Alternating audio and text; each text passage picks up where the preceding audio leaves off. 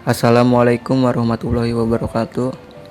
Nama saya Edi Junaidi dari kelas IF17A akan mempresentasikan penanganan kesalahan atau error handling dari mata kuliah Teknik Kompilasi.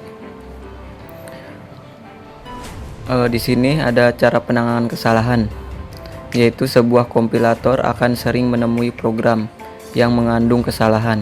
Maka kompilator harus memiliki strategi apa yang harus dilakukan untuk menangani kesalahan-kesalahan tersebut. Kemudian ada kesalahan program. Kesalahan program di sini ada kesalahan leksikal, yaitu terdiri dari kesalahan dalam mengetik atau mengeja. Misal den ditulis dengan ten atau thn. Kemudian ada kesalahan sintak. Misalnya dalam operasi aritmatika dengan tanda kurung yang jumlahnya kurang. Contoh A perbanding X tambah dalam kurung B kali dalam kurung C plus D tutup kurung. Kemudian ada kesalahan semantik. Tipe data yang salah. Contoh integer C sama dengan 1,5 kali 0,78. Variabel belum didefinisikan. Penanganan kesalahan. Prosedur penanganan kesalahan terdiri dari mendeteksi kesalahan, melaporkan kesalahan, tindak lanjut perbaikan. Masih dalam penanganan kesalahan, pelaporan kesalahan yang dilakukan oleh sebuah kompilator meliputi kode kesalahan, pesan kesalahan dalam bahasa natural, nama dan atribut identifier, tipe-tipe yang terkait bila tipe checking. Di sini ada cara penanganan kesalahan. Yang pertama, reaksi yang tidak dapat diterima. Ada kompilator crash dan looping. Yang kedua, reaksi yang benar tapi kurang dapat diterima dan kurang manfaat. Ada kompilator menemukan kesalahan pertama lalu melaporkannya lalu berhenti. Ada program membuang waktu untuk melakukan pengulangan kompilasi setiap terdapat sebuah error. Yang ketiga, reaksi yang diterima. Reaksi yang sudah dapat dilakukan, kompilator melaporkan error. Recovery atau repair. Ada lagi reaksi yang belum dapat dilakukan. Kemudian compiler mengoreksi kesalahan. Untuk error recovery bertujuan mengembalikan parser ke kondisi stabil agar dapat melanjutkan proses parsing ke posisi selanjutnya.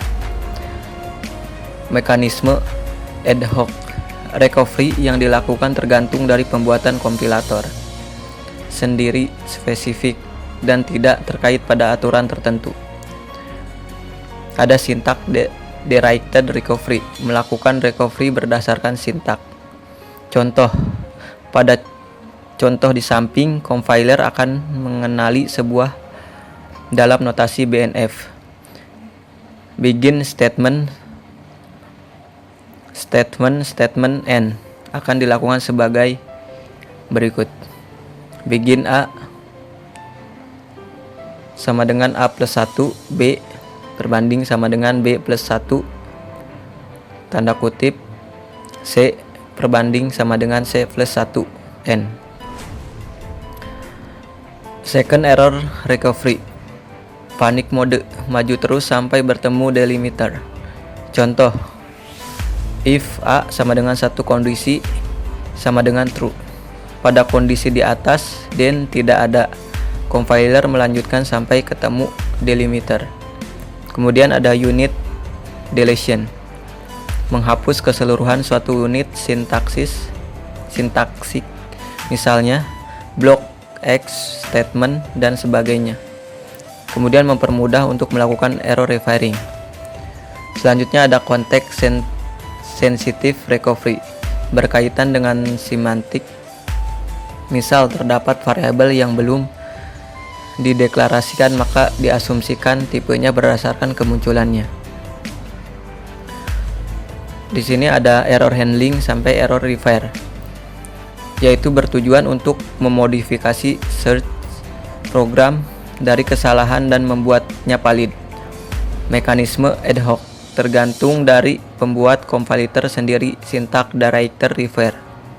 Kemudian ada syntax directed repair, menyisipkan simbol terminal yang dianggap hilang atau membuang terminal penyebab kesalahan.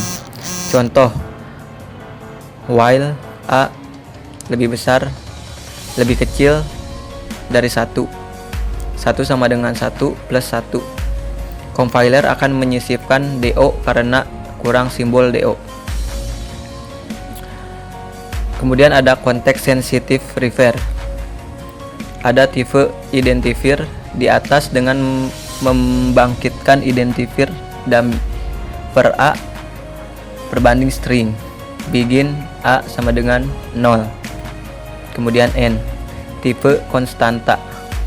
Di atas dengan membangkitkan konstanta baru dengan tipe yang tepat. Kemudian ada spelling repair, memperbaiki kesalahan pengetikan dengan identifier. Contoh, while A sama dengan 1 DO. Identifier yang salah tersebut akan diperbaiki menjadi while. Itu saja presentasi dari saya tentang penanganan kesalahan. Mohon maaf jika ada kesalahan. Terima kasih. Assalamualaikum warahmatullahi wabarakatuh.